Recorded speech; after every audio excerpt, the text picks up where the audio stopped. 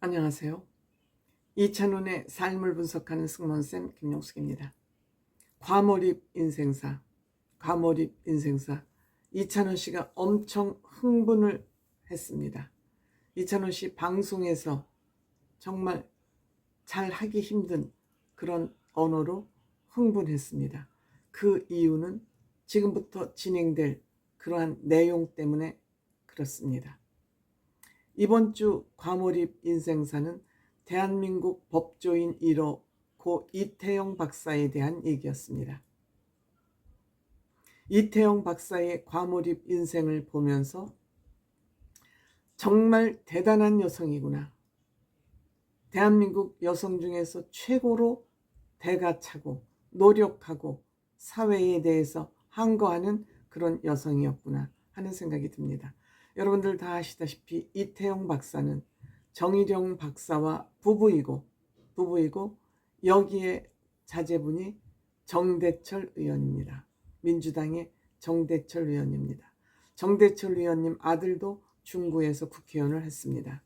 즉 3대째 정치가 집안이기도 하고, 또한 이태영 박사는 대한민국 최초의 여성운동가라 해도 과언이 아닐 만큼 이태영 박사는 그냥 주장만 한 것이 아니라 법률을 제도적으로 바꿈으로써 여성들의 여권 신장을 높인, 향상시킨 그러한 여성운동가라고 평가를 해야 될 것 같습니다. 이로 인해서 이태영 박사는 필리핀에서 주는 막사이사이상, 노벨상 다음으로 가치가 있다는 막사이상까지 수상한 그런 대한민국의 훌륭한 여성입니다. 이 대한민국의 여권 신장은 어느 부분이 아니라 정말 이태영 박사가 이룬 결과물이라 이렇게 해도 과언이 아닐 것 같습니다. 그런데 지금 여성운동을 하는 이 대한민국의 현재의 여성운동가들은 빠찌를 달기 위해서 여성운동은 내팽개치고 제 이익 챙기기에 여념이 없습니다. 그리고 여성운동을 왜곡시켜서 남성들에게 여성 혐오주의를 불러일으켰습니다. 페미니즘이라는 어긋난 여성운동으로 남성들에게 여성 혐오주의를 유발시킴으로써 여성들이 위험에 노출되는 그러한 짓거리를 하고 있는 것이 현재 여성운동가들의 행태입니다. 이태영 박사님이 이런 사실을 안다면 지금 다시 부활하고 싶을 것 같은 그러한 분노를 갖고 계시지 않을까 생각됩니다. 이 이태영 박사는 우리나라 여성운동가가 될 수밖에 없었던 것은 처음부터 남편이 독립운동가였습니다. 남편이 국가를 위해서 독립운동가를 하면서 계속 감옥을 들락날락하니까 생계가 유지가 안 되니까 이불 장사를 해서 생계를 꾸렸습니다. 그 이불 장사를 얼마나 이불을 꼬맸는지 이태영 박사, 저는 손을 직접 봤는데 손이 휘어 있습니다.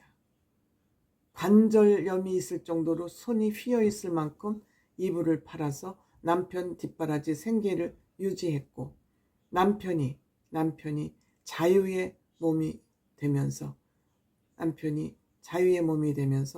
이제는 내가 가정을 돌볼 테니 당신 하고 싶은 거를 해라. 그래서 이태영 박사는 세 아이의 엄마로서 32세 때 내 아이는 임신한 채로 서울대 법대 입학을 했습니다.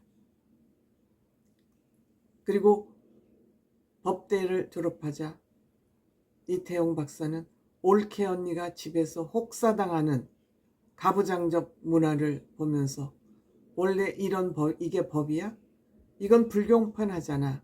집에서 가정사를 보면서 이거는 여성들에게 대단히 불공평하다는 그러한 의식이 성장하면서 법대를 졸업한 후에 여성운동가로 변신하게 되는 것이죠. 법대를 다닐 때 임신 중이었기 때문에 그 아이를 낳고 점심시간이면 달려와서 코스모스 밭에 앉아서 아이를 젖을 먹여가면서 법대를 졸업하고 드디어 고등고시에 합격을 했습니다만 판사 임용을 받지 못했습니다.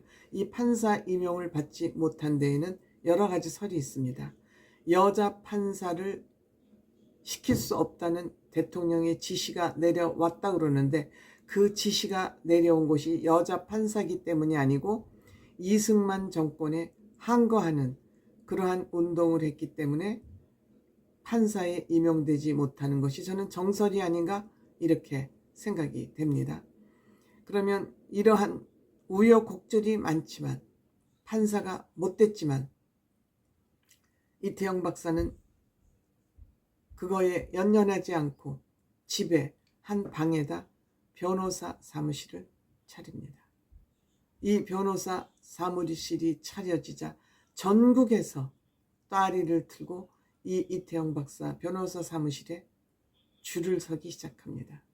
그동안 억압되어 있던 여성들이 여성 변호사가 탄생했다는 얘기를 들으면서 따리를 틀고 쓰는데 수입료는 달걀 하나였다 그럽니다.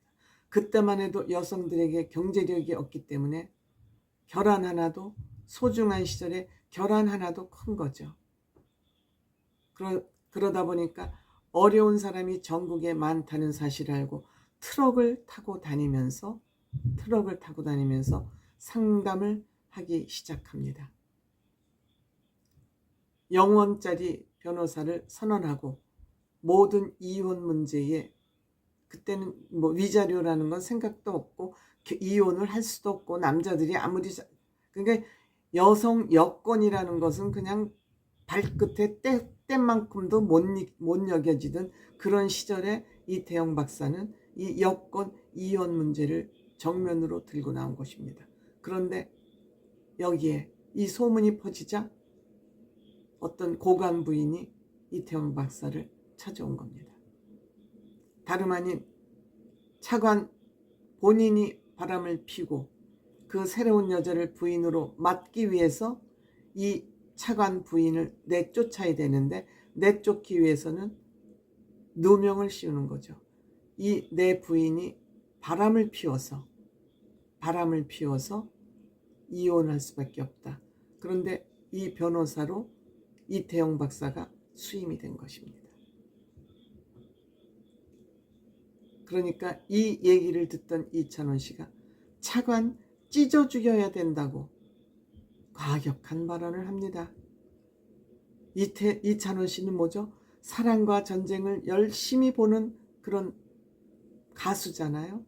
그 사랑과 전쟁에서 음악적 영감을 얻는다고 그러지 않습니까? 그러니까 이찬원 씨는 불의를 보면 참지 못하는 사람이에요. 그런데 그 사랑과 전쟁을 그렇게 열심히 보는데 여기에 바로 사랑과 전쟁의 주제 같은 그런 내용이 나온 것입니다. 차관이 지가 바람을 피워놓고 부인이 바람을 피웠다고 어떤 사람한테 사주를 줘서 돈까지 줬겠죠. 재판장에서 내가 바로 저 차관 부인과 내통한 남자다. 그러면서 이제 판사가 묻지 않습니까? 부인의 신체에 대한 특별한 특징이 있냐 그러니까 흉이 있다. 배 밑에. 이거는 차관이 사주를 한 남자한테 준 정보 아니겠습니까?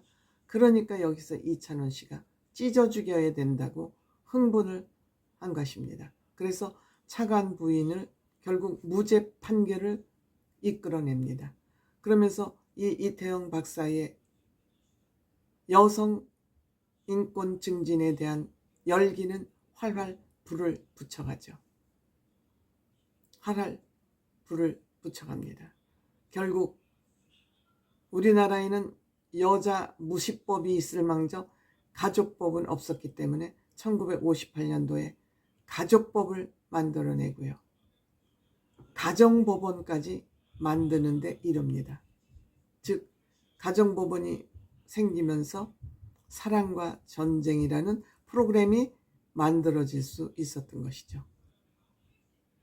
1958년에 가족법 통과에 의해서 1963년에 가정법원을 만들고, 이때 이태용 박사가 이제 어마어마하게 이혼할 거야 라는 예언을 했는데 지금이 바로 그런 시대가 됐습니다. 그런데 남자 전체로 이루어진 국회에서 또 다른 관문을 통과해야 될 것이 있는데 이것은 바로 호주제 폐지였습니다. 이 호주제 폐지는